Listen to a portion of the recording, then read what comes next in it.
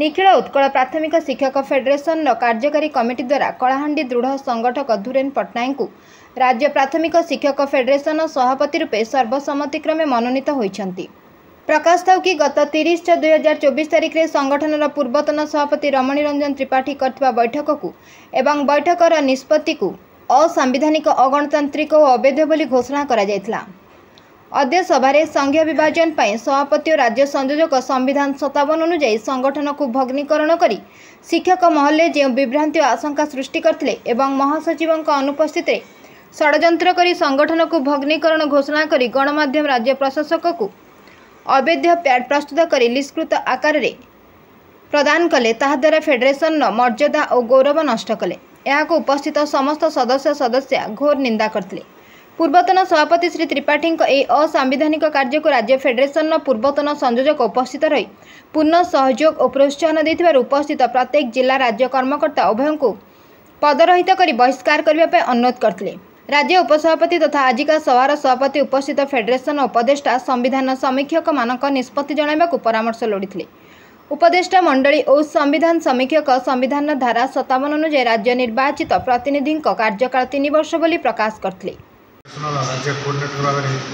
दायित्व दिखाई आम सरकार पाखे मुख्य दाबी होगी भाव में अविकल केन्द्रीय हारे आमको दरमा देवे एवं पुराणा पेंशन लागू करेंगे। शिक्षक मान जो 12 भाग विभक्त कराई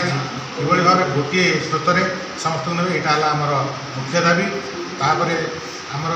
राज्यकारिणी कार्यकारिणी बैठक बसवा पूर्व विधानसभा पूर्व जहाँ निष्पत्ति हो तार सरकार मैंने संघर उपसभापति अटे आम मानकर नवेदन आपण सरकार निकट मैंने आमर ग्रीभांसा जनाइवाई चाहूँ जे आगामी दिन मानक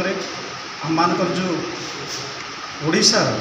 शिक्षक शिक्षयित्री मानकर जो पदोन्नति एपर्यंत रही जाइए आम नवेदन करूँ डिमांड भी करूँ आम मानक ठीक समय आम मानकर पदोन्नति दि जाओ। आउ जो आम एनपीएस भाई भौणी मैंने अच्छा शिक्षक शिक्षयित्री मैंने अच्छा से एनपीएस रु ओपीएस जमी कराऊ यहाँ हूँ आमर मूल दाबी रही आम सरकार को अनुरोध करूँ। मैडम कहले आम दायित्व आम महासचिव ये गत काल मु सभापति हिसाब से दायित्व नहीं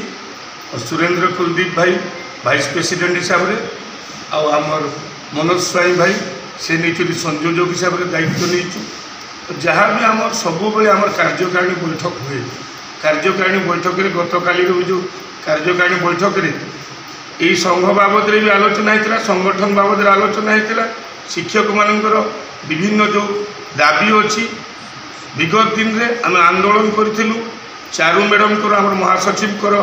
नेतृत्व में आम से महान सब आम पूर्व सूरी सब थिले समस्त 314 ब्लॉक रे आम आंदोलन जारी रखी से आंदोलन सरकार को आम सब दाबी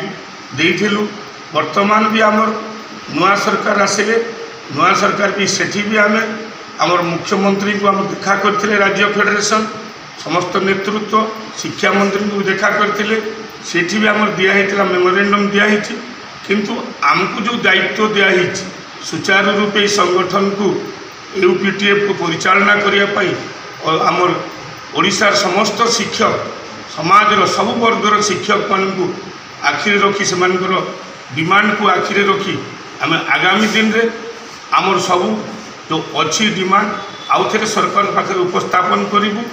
किंतु आमर जहाँ डिमांड थी आप जानी बोधे तथापि आमर मुख्यतः पदोन्नति उपरे पदोन्नति जहाँ आमर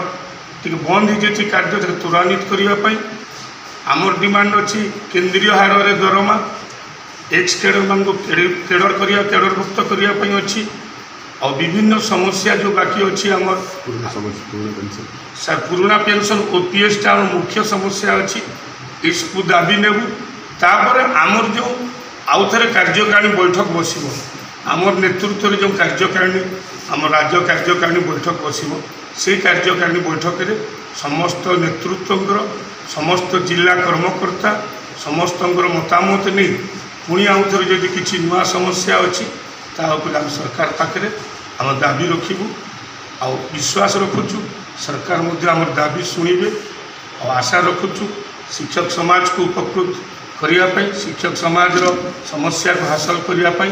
आम नेतृत्व सदा सर्वदा चेष्टित रहे।